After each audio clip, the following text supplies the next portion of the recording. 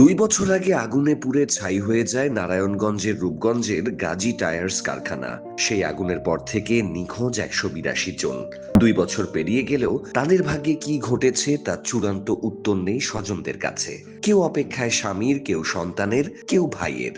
তদন্ত কমিটির সুপারিশ থাকলেও ধ্বংসস্তূপ সরিয়ে আধুনিক প্রযুক্তিতে উদ্ধার অভিযান এখনো হয়নি। স্বজনদের অপেক্ষা শেষ কোথায়? পোড়া লোহা, ছাই আর ধ্বংসস্তূপ ২ বছর ধরে এভাবেই পড়ে আছে গাজী টায়ার্সের ৬ তলা মিক্সিং ভবন। কিন্তু এই ধ্বংসস্তূপ শুধু একটি কারখানার ধ্বংসাবশেষ নয়, ১৮২টি পরিবারের কাছে এটি প্রিয়জনকে ফিরে পাওয়ার শেষ আশ্রয়। ২০২৪ সালের ২৫শে অগাস্ট রাতে হামলা, লুটপাট ও অগ্নিসংযোগের ঘটনায় ভয়াবহ আগুনে পুড়ে যায় কারখানার বড় একটি অংশ।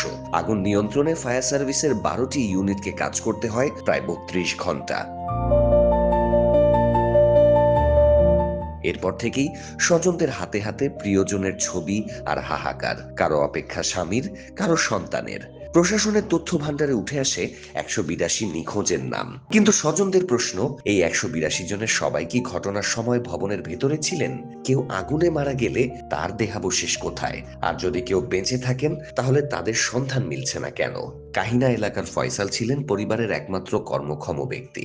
নিখোঁজ হওয়ার সময় তার স্ত্রী নাসিমা ছিলেন ৫ মাসের অন্তঃসত্ত্বা। এখন সেই সন্তানের বয়স ১.৫ বছর। বাবাকে ছাড়াই বেড়ে উঠেছে আরো একটি ৫ বছরের ছেলে।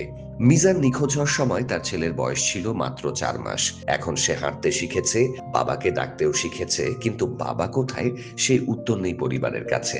বলছে ছবি দিছি, কাগজপত্র সব জমা দিছি, জায়গায় জায়গায় দিছি, কোনো খবর টবর পাই নাই। একইভাবে মৈকুলির রোকেয়া বেগম হারিয়েছেন ২ ছেলে ও মেয়ে জামাইকে।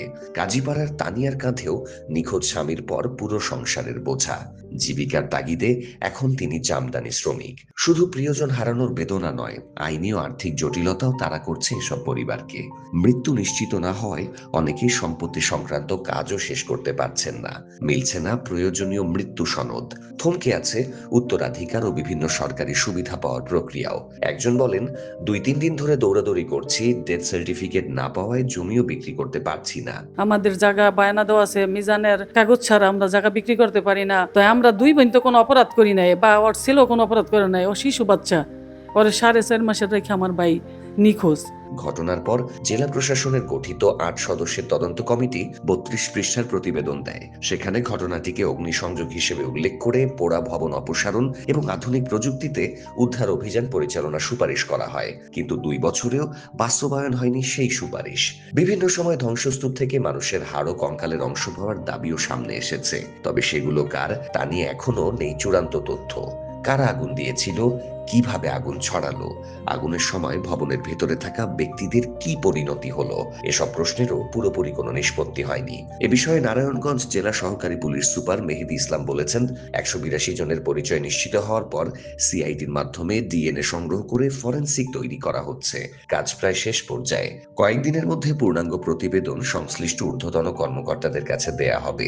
১৮৬ জনের একটি তালিকা, যারা আসলেই নিখোঁজ হয়েছে, খুঁজে পাইনি, এই তালিকা আমরা ডিসি অফিসের মাধ্যমে মন্ত্রণালয়ে প্রদান করেছি।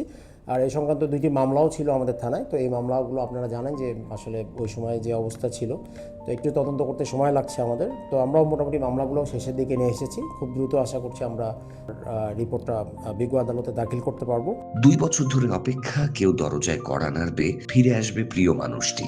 কিন্তু সময় যত যাচ্ছে সেই আশার সাথে বাড়ছে অনিশ্চয়তা। স্বজনদের দাবি একটাই, জীবিত থাকলে খুঁজে বের করা হোক, আর যদি মৃত্যু হয়ে থাকে তাহলে ধ্বংসস্তূপ সরিয়ে দেহাবশেষ উদ্ধার, ডিএনএ পরীক্ষায় পরিচয় শনাক্ত এবং শেষবারের মতো স্বজনদের কাছে মর্যাদাপূর্ণ বিদায়ের সুযোগ করে দেয়া। গাজী টায়ার্সের এই পোড়া ভবন তাই আজ শুধু ধ্বংসস্তূপ নয়, এটি ১৮২টি পরিবারের ২ বছরের কান্না, অপেক্ষা আর উত্তরহীন প্রশ্নের প্রতীক।